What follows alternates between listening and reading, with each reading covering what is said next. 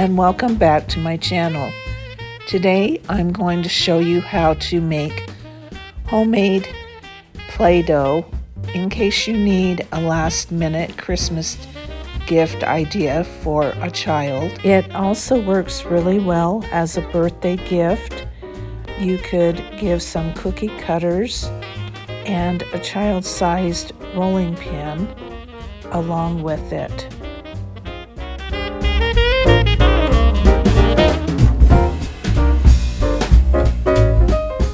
Or a gift for an older child in a family that has just had a baby. I'm going to start by adding 1 cup of flour and a 1/4 cup of salt to a heavy-bottomed saucepan, a medium-sized heavy saucepan.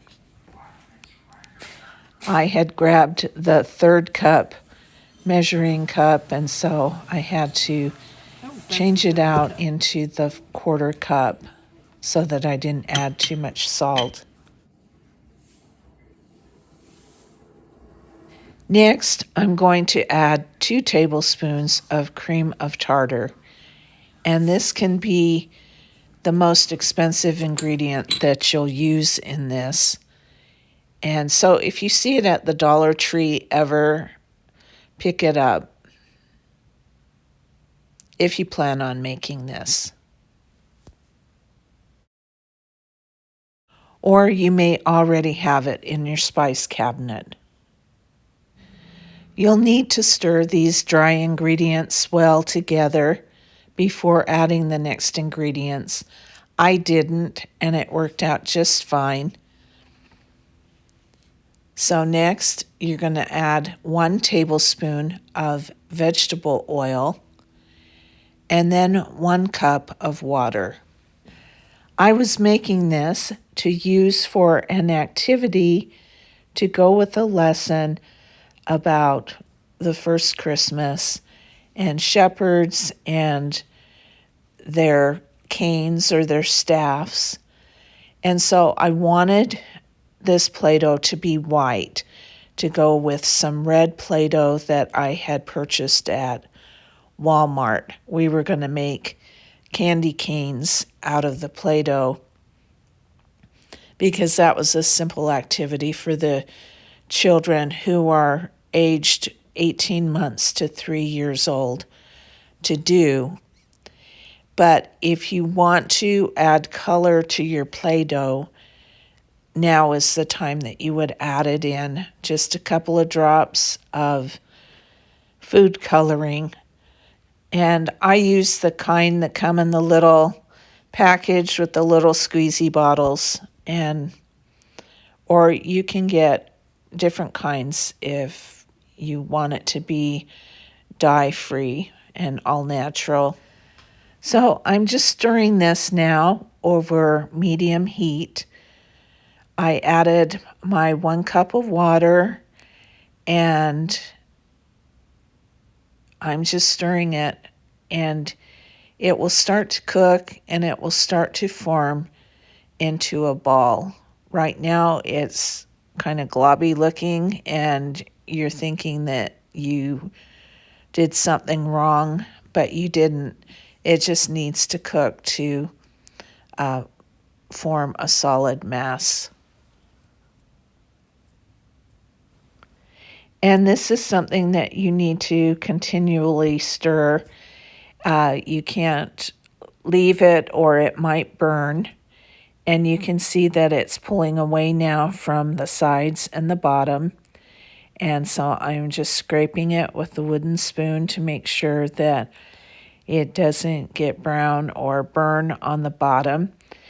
And I can see now that it is getting cooked on part of it, and so I keep on flipping it around and turning it so that it can cook on the parts that are still paste. You don't want to cook it too much or it will dry out, but just keep on flipping it around, and when you can see that there's no more wet spots, then pull it off of the burner and let it cool for a few minutes. And it doesn't take long for this to become cool enough to handle. The recipe says that you should turn it out onto a floured surface to knead it, but I have never done that. I put it on my counter and knead it, and it doesn't stick. If I would put flour on it, I think that it would make it too dry and crumbly. I just turn it out onto my counter and knead it a few times so that it's nice and pliable. And this turned out to be a really good consistency. It started to dry out after the children had been working with it about 30 minutes, and there were like a few pieces on the table and on the floor, but we just brushed those into our hand and threw them away. So you can see now as I'm kneading this what a nice dough this makes. And I was trying to measure it out. We normally have about 7 children in our class, and I was trying to measure it out. I didn't know if I needed to make another batch or not. And so I figured that since we had the red Play-Doh also, that one batch would be fine. And we ended up having 9 children, and they all had more than enough.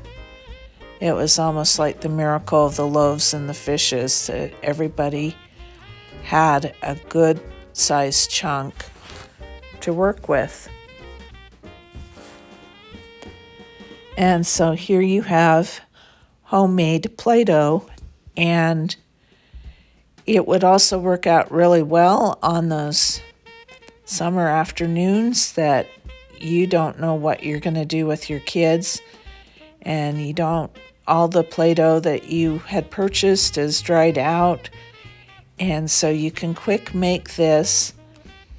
I almost didn't, I hardly edited anything out, maybe a little bit of the cook time, but it only took me 10 minutes to make this.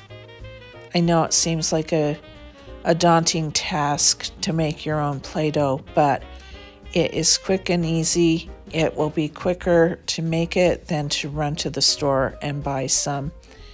And it will keep your kids, your younger children, and maybe even older younger ones entertained for a long time.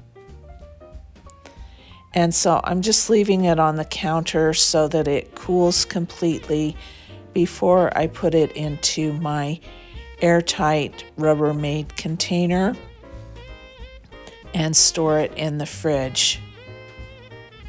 Thank you for joining me. I hope that this was helpful, and I hope that you try making homemade Play-Doh. Thank you for watching. Goodbye.